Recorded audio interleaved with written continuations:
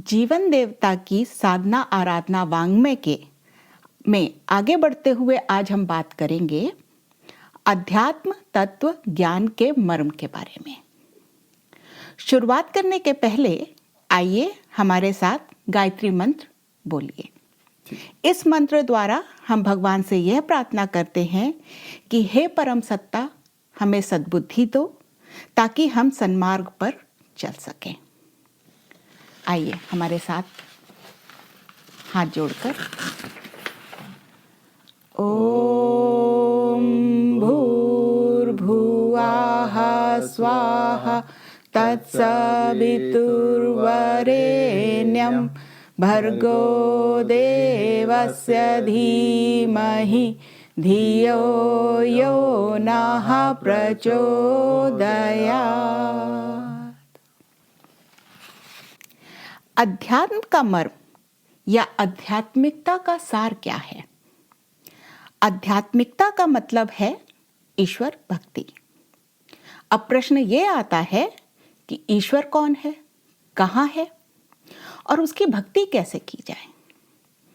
तो कहाँ है ईश्वर? इसके उत्तर में ये कहा जा सकता है कि अगर वेद पुराण की माने तो उसमें यह लिखा है कि ईश्वर सर्वव्यापी है और वह हर प्राणी में और कण कण में समाया हुआ है। अर्थात वो कण कण में बसा है, हम सभी में बसा है। फिर चाहे वो मनुष्य हो, पशु पक्षी हो, पेड़ पौधे हो या अन्य कोई जीव हो, ईश्वर हम सब में बसा है। अब प्रश्न ये आता है कि उसकी भक्ति कैसे की जाए। ईश्वर की भक्ति जो है दो स्वरूपों में की जा सकती है। एक तो बाहरी भक्ति जो बाहर सब दिखती है और दूसरी आंतरिक भक्ति। तो बाहरी भक्ति कैसे? बाहरी भक्ति का अर्थ है कि ईश्वर सर्वव्यापी है, उनको जन जन में देखना, जनहित के कार्य करना और उन जन जन व्यापी ईश्वर को अपनी पूरी निष्ठा के साथ उनकी सेवा करना। और आंतरिक भक्ति? आंतरिक भक्ति का अर्थ है स्वयं को उत्कर्ष बनाना, मतलब अपने गुण, अपने कर्म, अपने स्वभाव को लोक कल्याण की दृष्टि से परिष्कृत करना, ऊंचा उठाना। इस प्रतिक्रिया में क्या होता है देखिए, इस प्रक्रिया में जितनी अधिक सफलता मिलती जाती है, अर्थात जब आप अपने गुण, कर्म और स्वभाव को ऊंचा उठाने लगते हैं, परिष्कृत करने लगते हैं, तो इस प्रतिक्रिया में आपको जितनी सफलता मिलती जाती है, उतना ही संतोष, आनंद और शांति की अनुभूति होती जाती है। और इसी से हम नर से नारायण बनने की प्रक्रिया में अग्रसर होना भी कह सकते हैं। अरे वाह! तो स्वयं को उत्कृष्ट बनाना कैसे? स्वयं को उत्कृष्ट बनाने के लिए गुरुदेव ने दो तरीके बताए हैं, पात्रता और प्रखरता, जो कि योग और तप के द्वारा पाए जाते हैं। योग और तप का मतलब है हार्ड वर्क और परसिवियरेंस। योग मतलब एक्सरसाइज नहीं है। योगा हो गया, और योगा जो है आजकल लोगों ने एक्सरसाइज ये शब्द इतना प्रचलित कर दिया है कि योग शब्द सुनते ही सब कोई ये सोचते हैं कि वो योगा है। तो योगा जो है वो योग से बना है, और योग मतलब जोड़ना। वाह। तो योग और तप, योग मतलब अपने आप को जोड़ना परसिवेरेंस के द्वारा, हार्ड वर्क के द्वारा, और तप का मतलब भी वही है कि हार्ड वर्क और परसिवेरेंस। ये मतलब हुआ कि योग और तप के माध्यम से पात्रता और प्रखरता का विकास, जब पात्रता बढ़ेगी तो प्रतिभा आने की क्षमता भी बढ़ेगी। सही बात है। योग और तप के माध्यम से पात्रता और प्रखरता का विकास किया जाता है। जब पात्रता बढ़ेगी तो प्रतिभा आने की क्षमता भी बढ़ी जाएगी। सही बात है। और दूसरा है साधना से सिद्धि। पहली बात है अपनी पात्रता को बढ़ाना, मतलब अपनी एबिलिटी को बढ़ाना, और फिर दूसरी बात है साधना से सिद्धि। साधना से सिद्धि, इसका क्या मतलब है? इसका अर्थ ये है कि देखिए, हम जो मानव है, ये मनुष्य है, इस शरीर में सभी रिद्धियों सिद्धियों के बीज समाये हुए हैं।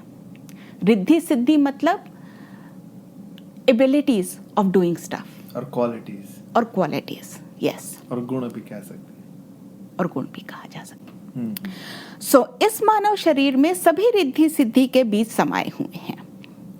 साधना द्वारा सिद्धि का अर्थ है कि आप आत्म परिष्कार और आत्मशोधन से इन बीजों को अंकुरित करने में और उपासना साधना आराधना से इन बीजों को वृक्ष बनाने में जितना सफल होंगे, उसी अनुपात में आपको सुख, शांति, ज्ञान की प्राप्ति के फल मिलते चले जाएंगे।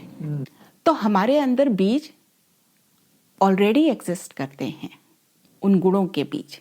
मुझे याद आता है, हमने एक एड देखा था कुछ दिन पहले। उसमें दिखाया था कि एक बूढ़ा व्यक्ति है जो एक्सरसाइज करना शुरू करता है और सब उसे देखते हैं कि वो एक्सरसाइज कर रहा है। कोई सोचता है कि ये बुढ़े को तो देखो क्या हो गया है, इसको तो बड़ी जवानी चढ़ी हुई है, या कोई सोचता है ये शायद सठिया गया है, पता नहीं क्यों कर रहा है, या कोई ये सोचता है कि पता नहीं क्या पागलपन इनको सवार हुआ है, अब इस उम्र में ये फौलादी बनेंगे।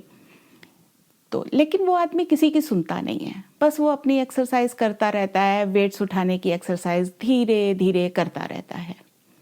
और फिर एंड रिजल्ट में उसमें ये दिखाते हैं कि उसने किस वजह से ये करना शुरू किया था कि वो अपनी पोती को अपने कंधे पे बिठाकर मेला दिखाना चाहता था। तो ये बीज उसके अंदर था, उसने हिम्मत नहीं हारी, उसने ये नहीं सोचा कि अब मैं बूढ़ा हो गया हूं, मैं कैसे अपनी बिटिया को उठाऊंगा। उसने धीरे धीरे धीरे धीरे प्रैक्टिस करनी शुरू की। पहले वो बस बहुत थोड़ा सा कुछ उठा पाता था, फिर धीरे धीरे वो डंबल उठाने लगा, धीरे धीरे ताकत बढ़ाने लगी और बढ़ने लगी और उसकी योग्यता बढ़ गई। तो मेले वाले दिन वो अपनी पोती को अपने कंधे पे बिठाकर मेला दिखा पाया। एक बार फिर जान ले कि आज हमने क्या सीखा। आज हमने ये सीखा कि आध्यात्मिकता क्या है, बाहरी तौर से हम किस तरीके से ईश्वर को पूज सकते हैं और आंतरिक रूप से हम कैसे ईश्वर को पूज सकते हैं। बाहरी रूप से हम जन जन की सेवा करें क्योंकि ईश्वर सर्वव्यापी है, और आंतरिक दृष्टि से हम अपनी सेवा करें, हमारे अंदर जो ईश्वर बैठा है उसकी सेवा करें। कैसे? अपनी पात्रता और प्रखरता को तप और योग के द्वारा बढ़ाएं।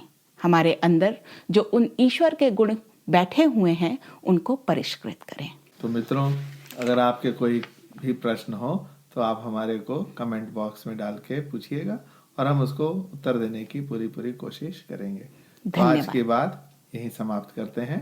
धन्यवाद। धन्यवाद। ओम शांति।